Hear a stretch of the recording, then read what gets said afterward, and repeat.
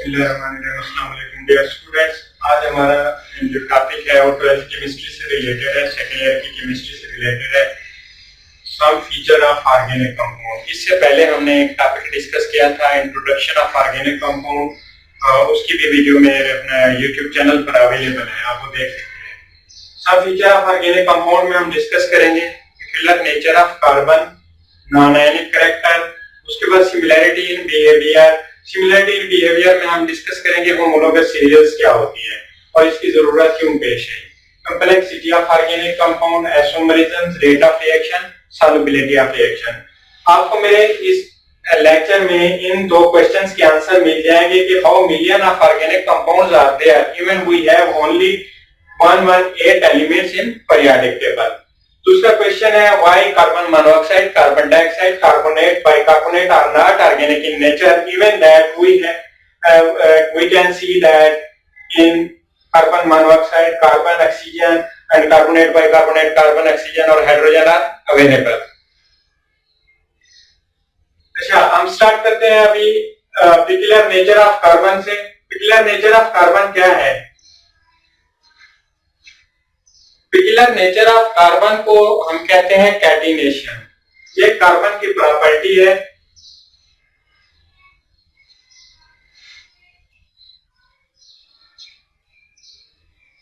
Carbon अपनी इसी property की वजह से मिलियन ऑफ ऑर्गेनिक कंपाउंड बना रही है।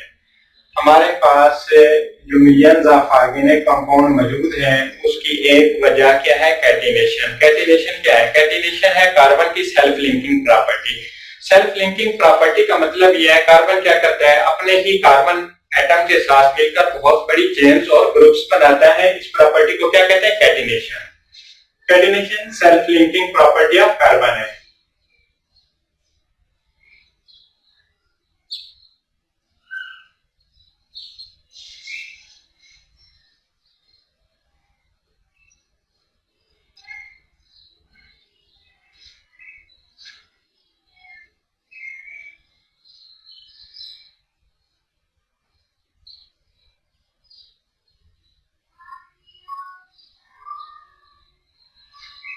अपनी इस प्रॉपर्टी की वजह से कार्बन क्या करता है? लॉन्ग चेन और ग्रुप्स बनाता है, जिसकी वजह से ऑर्गेनिक कंपाउंड्स की जो तादाद है उसमें इजाफा हो रहा है।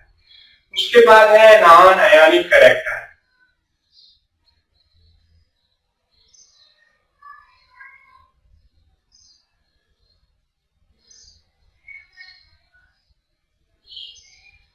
नॉन आयनिक कैरेक्टर, हमारे पास जो ऑर्गेनिक कंपाउंड है, हमने आपको बताया था ऑर्गेनिक कंपाउंड्स वो हैं जिनमें जो मेजर लिंकेज है अपना वो क्या है? कोवलेंट लिंकेज है। मतलब ऑर्गेनिक कंपाउंड में जो मेजर बॉन्ड पाया जाता है उसकी नेचर क्या है? कोवलेंट नेचर है।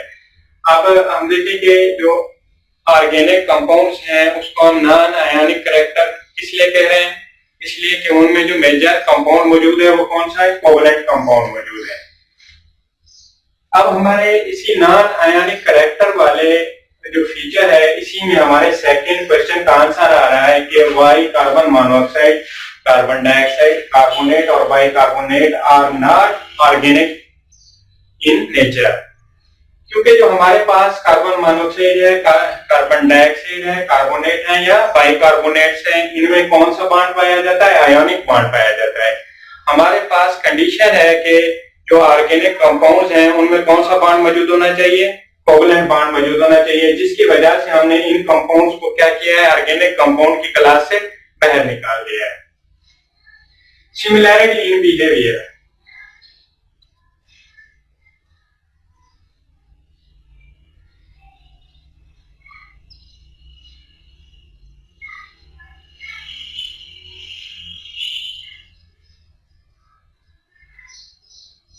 सिमिलैरिटी इन बिहेवियर में हम डिस्कस करेंगे होमोलोगस सीरीज। अब देखिए हमारे पास मिक्सचर है। मिक्सचर में क्या होती है? डिफरेंट चीजें मौजूद होती हैं।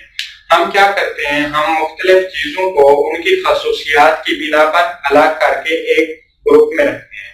उस ग्रुप को क्या कहेंगे? Homologous series. होमोलोगस सीरीज में क्या होता है? कंपाउंड्स को उनकी सिमिलैरिटी इन प्रॉपर्टी की बेस पर हम क्या करते हैं? अलग करते हैं, उनको एक क्लास में रखते हैं। उस क्लास को क्या कहते हैं? Homologous series.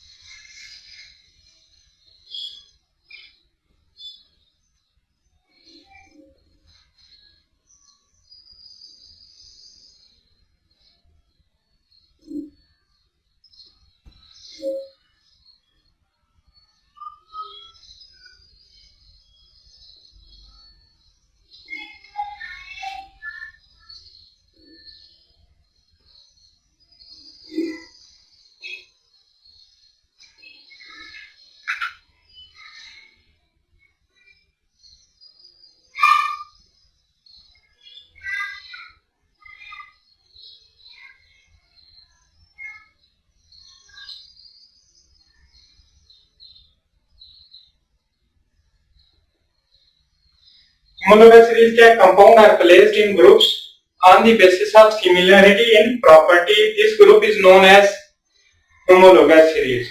अब homologous series या similarity in behavior को हमने क्यों स्टडी किया? हमारे पास 10 मिलियन ऑर्गेनिक कंपाउंड है नियर अबाउट। इतने ज्यादा कंपाउंड्स को अलग अलग स्टडी करना मुश्किल है, इसलिए क्या किया गया, उनको मुख्तलिफ क्लासेस में तकसीम किया गया। तो मुख्तलिफ हमारे पास जो मेजर क्लासेस हैं ऑर्गेनिक कंपाउंड की वो है अल्केन, अल्कीन और अल्काइन। आप देखें हमारे पास जो अल्केन है, अल्केन में जो बॉन्ड पाया जाता है, बॉन्ड कौन सा है? सिंगल बॉन्ड पाया जाता है। जो अल्कीन है, अल्कीन में हमारे पास डबल बॉन्ड पाया जाता है, अल्काइन में ट्रिपल बॉन्ड पाया जाता है। अभी जितने भी सिंगल बॉन्ड वाले कंपाउंड हैं ऑर्गेनिक कंपाउंड, हम उनको क्या करते हैं? अल्केन में क्लास में प्लेस करते हैं, डबल बॉन्ड वाले को अल्कीन में प्लेस करते हैं, उसके बाद जो ट्रिपल बॉन्ड वाले हैं उनको अल्काइन क्लास में प्लेस करते हैं। इसके बाद एक और क्लास है एरोमेटिक कंपाउंड्स की, वो बेंजीन से रिलेटेड है, वो हम आगे जाकर डिस्कस करेंगे। अब हम देखेंगे हमारे पास सिंगल बॉन्ड वाले कंपाउंड मौजूद थे। हम बजाय इसके कि हम बारी बारी हर कंपाउंड को क्या करते, स्टडी करते, हमने देखा कि उसमें कौन सा बॉन्ड पाया जाता है, सिंगल बॉन्ड पाया जाता है। जो प्रॉपर्टीज होती हैं कंपाउंड की वो किस वजह से होती है? वो उन कंपाउंड में मौजूद बॉन्डिंग की वजह से होती है कि उनमें किस टाइप की बॉन्डिंग पाई जाती है। हमने देखा जिसमें सिंगल बॉन्ड पाया जाता है उन सभी ऑर्गेनिक कंपाउंड की जो प्रॉपर्टी थी नियर अबाउट सिमिलर थी। डबल बॉन्ड वालों की भी आपस में मिलती जुलती थी, ट्रिपल बॉन्ड वालों की आपस में मिलती जुलती थी। हमने क्या किया, हमने जितने भी डबल बॉन्ड वाले, सिंगल बॉन्ड वाले या ट्रिपल बॉन्ड वाले कंपाउंड थे उनको हमने अलग अलग क्लासेस में प्लेस किया। हमने कहा कि इन सब की खसूसियत क्या है, एक दूसरे से मिलती हैं, जिसकी वजह से इतने ज्यादा ऑर्गेनिक कंपाउंड्स की जो तादाद है उनको स्टडी करने में हमें आसानी हो गई। हमें पता चला कि आप देखिए हमारे पास प्रोपाइन है, इसमें क्या है? ट्रिपल बॉन्ड है। उसके बाद हमारे पास ब्यूटाइन है, ब्यूटाइन में भी क्या है? ट्रिपल बॉन्ड है। हमने कहा जो प्रोपाइन और ब्यूटाइन है उनकी जो प्रॉपर्टीज है वो आपस में मिलती हैं, लिहाजा इनको क्या किया जाए? एक ही क्लास में प्लेस किया जाए। इस वजह से हमने क्या किया? होमोलोगस सीरीज बनाई। कंप्लेक्सिटी ऑफ ऑर्गेनिक कंपाउंड,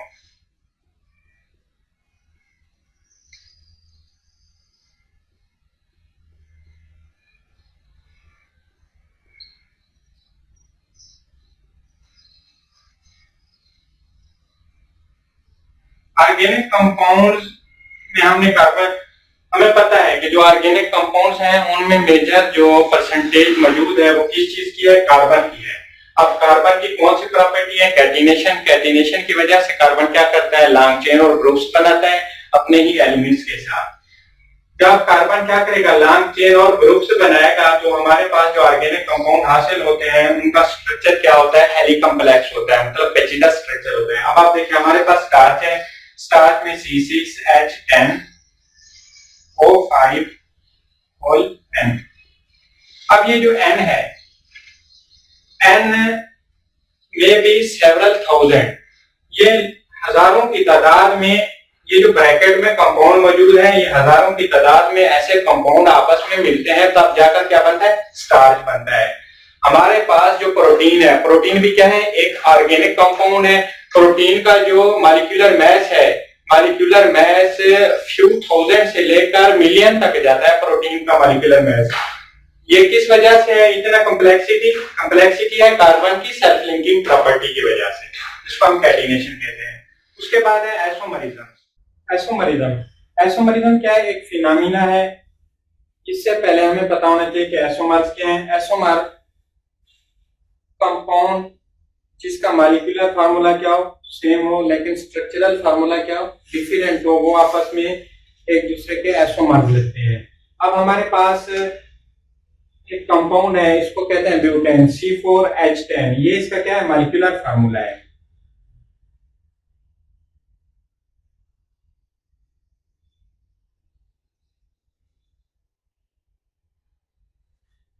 अब हम देखते हैं कि इसके हम आइसोमर कैसे बना सकते हैं। हमारे पास एक स्ट्रक्चर इसका ये बनता है,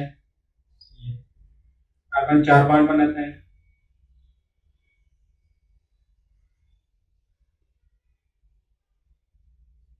इसका एक स्ट्रक्चर ये बनता है, ठीक है। दूसरा इसका बनता है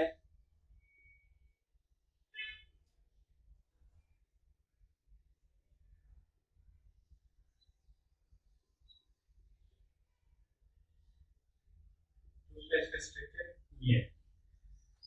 अब देखें हमारे पास फर्स्ट स्ट्रक्चर में भी क्या है, 4 कार्बन है, 10 हाइड्रोजन है। सेकंड स्ट्रक्चर में भी क्या है, 4 कार्बन है, 10 हाइड्रोजन है। अब देखें इन दोनों का क्या है, मॉलिक्यूलर फार्मूला सेम है, लेकिन इनका स्ट्रक्चर क्या है, डिफरेंट है। ये दोनों क्या है, एसोमर है।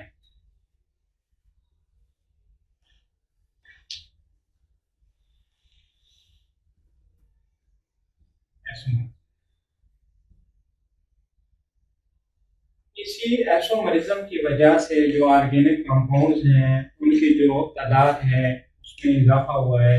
अब एक ही कंपाउंड है जिसका मॉलिक्यूलर फार्मूला सेम है, उसके स्ट्रक्चर 2 बन रहे हैं। इसी तरह काफी सारे कंपाउंड्स हैं जो आइसोमरिज्म शो करते हैं, वो अपने एक स्ट्रक्चर से दूसरे स्ट्रक्चर में, तीसरे स्ट्रक्चर में, फिर वो उनकी कंपाउंड की तादाद में क्या होता जाता है, ऐसे इजाफा होता जाता है। ये था हमारा आइसोमरिज्म।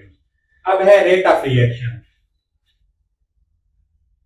रेट ऑफ रिएक्शन में हम देखेंगे जो ऑर्गेनिक कंपाउंड है वो क्या है, मॉलिक्यूलर नेचर के हैं। ऑर्गेनिक कंपाउंड की नेचर क्या है, मॉलिक्यूलर नेचर है, जिसकी वजह से इनका रेट ऑफ रिएक्शन क्या होता है, स्लो होता है।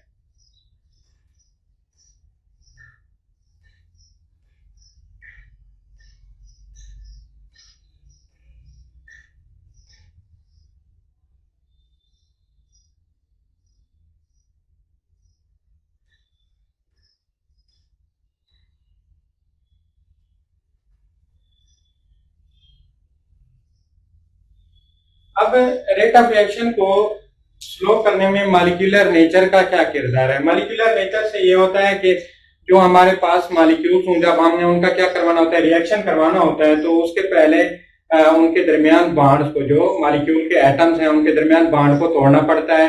उसके बाद दोबारा जाकर वो क्या करते हैं, किसी दूसरे एटम के साथ या दूसरे मॉलिक्यूल जो जिसके एटम्स के दरमियान बॉन्ड टूटा होगा उसके साथ रिएक्ट करता है। इस तरह हमारा टाइम क्या होता है, ज्यादा कंज्यूम होता है, जिसकी वजह से इसका रेट ऑफ रिएक्शन क्या हो जाता है, स्लो हो जाता है। सॉल्युबिलिटी, सॉल्युबिलिटी का हमें पता है एक रूल है, लाइक डिजॉल्व लाइक। जो ऑर्गेनिक कंपाउंड है हमारे पास, इनमें कौन सी लिंकेज होती है, कोवलेंट लिंकेज।